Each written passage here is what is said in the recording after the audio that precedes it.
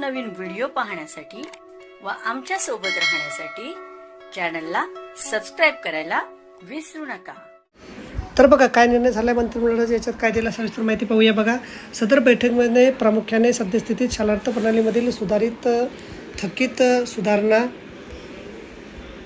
व ऑनलाईन वेतन प्रकरणाबाबत चर्चा करण्यात आली। बैठकीत उपरोक्त मुद्दे त्यानुसार करावयाची कार्यवाही व संबंधित जबाबदार अधिकारी कर्मचारी कार्यालय संस्था व कालमर्यादा याबाबतचे निर्देश पुढीलप्रमाणे आहेत। ऑनलाईन GPF स्लिप वाटप करणे। बैठकीत दिलेले निर्देश वेतन पथक पुणे, कोल्हापूर, अमरावती, सिंधुदुर्ग यांनी शालार्थ प्रणालीवर उपलब्ध करून दिलेल्या सुविधेनुसार जिल्ह्यातील प्रत्येकी 5 कर्मचाऱ्यांच्या भविष्य निर्वाह निधी चिठ्ठी तयार करून ते आपल्या अद्वितीय लेखाखाली सुसंगत असल्याबाबतचा अहवाल संचालनालयास व MIT यांना 25 मे पूर्वी सादर करावा। त्यानुसार राज्यातील सर्व वेतन पथक माध्यमिक यांनी त्यांच्या जिल्ह्यातील ऑनलाईन भविष्य निर्वाह निधी चिठ्ठी वितरणाचे कामकाज 30 जूनपर्यंत पूर्ण करावे। वेतन पथक व कार्यालयास असिस्टंट लॉग इन उपलब्ध करून देणे। वेतन पथक कार्यालयास पूर्ण एक असिस्टंट लॉग इन उपलब्ध करून देणे व तदनंतर विषयानुसार जरीत जास्त 3 पट असिस्टंट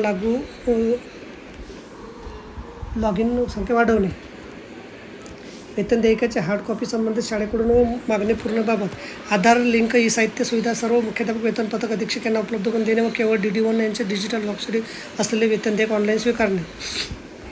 मान्य आयुक्त शिक्षण यांच्या दिनांक 23 एप्रिल 2024च्या सूचनेनुसार अंशदानित अनुदानित व विना अनुदानित शिक्षकांची शालार्थ प्रणालीतील माहिती अद्ययावत करणे। शालार्थ प्रणालीवरील शिक्षक शिक्षक कर्मचाऱ्याची जन्मतारीख शिक्षणाधिकारी यांच्या वैयक्तिक मान्यता असलेल्या विना अनुदानावरील प्रथम नियुक्ती दिनांक अंशदानावरील अनुदानावरील प्रथम नियुक्ती दिनांक मोबाईल क्रमांक ईमेल ID माहिती संबंधित DDO1 तथा मुख्याध्यापक यांची अद्ययावत करावी व ती योग्य असल्याची खात्री करून DDO2 त्या अधीक्षक यांनी अप्रूव्ह करावी।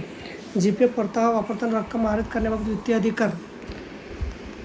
शासन निर्णय दिनांकानुसार GPF परतावा नापरतावा रक्कम आहरित करण्याबाबत वित्तीय अधिकार निश्चित करण्यात आलेले आहेत। त्याप्रमाणे GPF परतावा नापरतावा रक्कम आहरित करण्याबाबत कार्यवाही करण्यात यावी।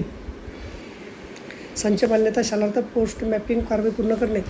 धुळे, पालघर, जळगाव, मुंबई या जिल्ह्याची पोस्ट मॅपिंगची कायमची गती वाढवणे आवश्यक आहे। सर्व जिल्ह्यांना विहित मर्यादित संच मान्यता पोस्ट मॅपिंग कारवाई पूर्ण करावी। संच मान्यता पोस्ट मॅपिंग पूर्ण झाल्यानंतर माध्यमिक शाळांमधील उच्चतम पदे अंतिम करून त्या मर्यादित वेतन आहरित करून मार्च-जून पेड इन जुलै पूर्वी API पूर्ण करणे व त्याशिवाय वेतन आहरित न करणे। संच मान्यता 2024-25 API वापरून शालार्थ प्रणालीमध्ये शाळांनी उच्चतम पदाच्या मर्यादित वेतन व भत्तेबाबत कारवाई व्हावी। तर बघा अशा प्रकारे अत्यंत महत्त्वाची माहिती आपल्याला समजेल। व्हिडिओ सुद्धा आवडला असेल लाईक करा, शेअर करायला विसरू नका। धन्यवाद।